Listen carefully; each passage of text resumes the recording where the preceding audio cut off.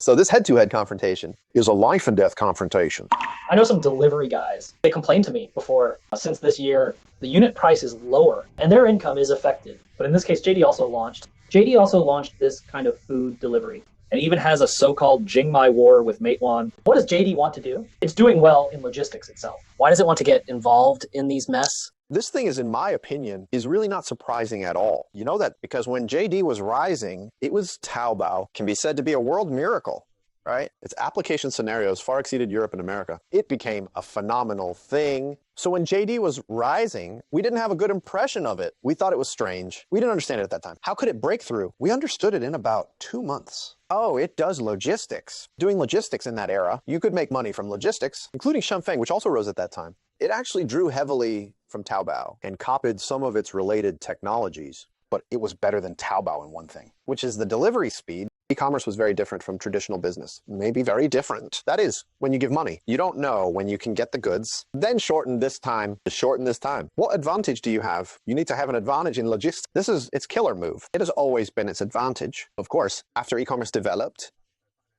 it has its own focus with Taobao, but in the entire e-commerce category, it using its logistics as its killer move. This has never changed. Can we say that? It made money in e-commerce by logistics, right? Meituan makes money through logistics in catering. In the end, if you don't fight Meituan, Meituan will fight you. These two are real competitors. Haha. You can see it. Where do these two get the money from? The positions are different. One is in the field of e-commerce. One is in the field of catering. So the two of them have the same killer. We are both in logistics, but you earn money from e-commerce, while I earn from the catering business. In terms of category, they belong to the same category. Understand. Let's go up one more dimension. In terms of business, there are for flows in total. People flow is the most basic one.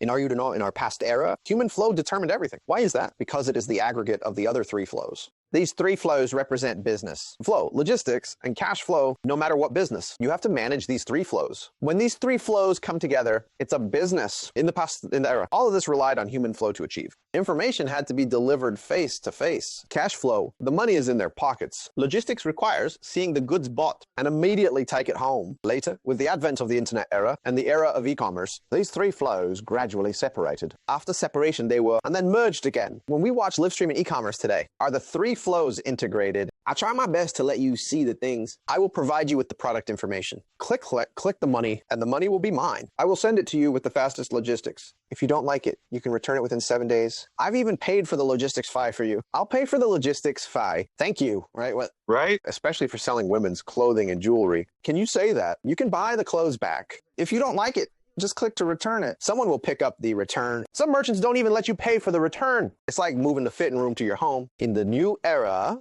reorganize the information flow, capital flow, and logistics. Separate it from the flow of people. Don't rely so much on the flow of people. This is the era we are living in. What I mean is that JD, Taobao, and Meituan, Taobao as well, Meituan 也好, are all focusing on this field. Later, there will be TikTok. Ha ha ha. Right. In fact, they are all strong in this field, and gradually, they all come together. Each has its focus. So for many years, JD has focuses on logistics for so many years, not to mention Meituan. It started with point-to-point short-distance logistics. Of course, at that time, we didn't call it logistics. We called it food delivery. Right? It was a point-to-point logistics. Short distance.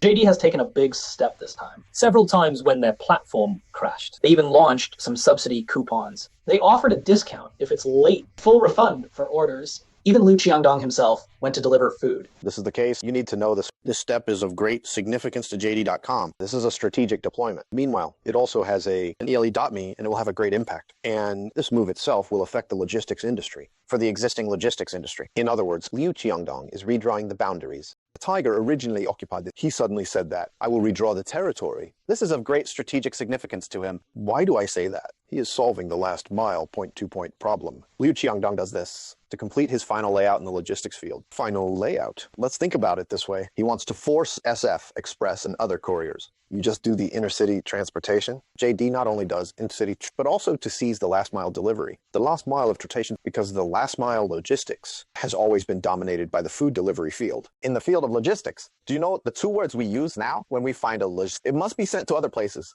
right, in this city. We order takeout, right? Now we use two words for it. Actually, it's one thing. Note that this thing was originally fragmented. That is to say, this thing is transported by SF Express to Beijing and then to the large warehouses in each district. From here on, and after that, part of it is done by logistics companies, but a large part is done by the food delivery companies. JD wants to connect this connection to a complete logistics operation chain. Currently, it is reshaping the industry's ecology. If we recall, you should remember a few years ago, JD was very high profile in driverless cars. What did it do? That was not about achievements. It was just for the city. That is to say, after these years, it should have accumulated some advantages. It wants to focus on the last mile, point to point. But to do that, it wants to seize the market. I don't need a drone today because there are many couriers, because there are a lot of delivery guys.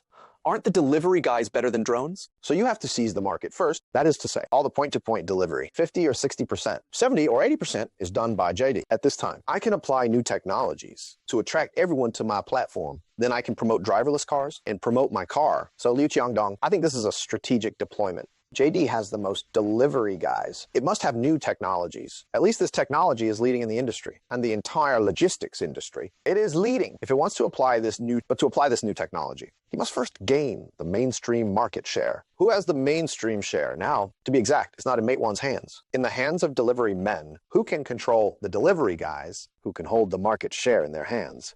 After getting the market share, let's talk about new technology. The value of this place exceeds e-commerce. It can not only keep its e-commerce, remain in the e-commerce field, but also exceed the value of e-commerce. Take Taobao, for example. It's still working hard in e-commerce. It moves forward. Who did it see? And saw TikTok, and quickly found ways to compete with it. JD is also doing e-commerce here. It saw TikTok from afar, so it took a detour. I won't compete with you.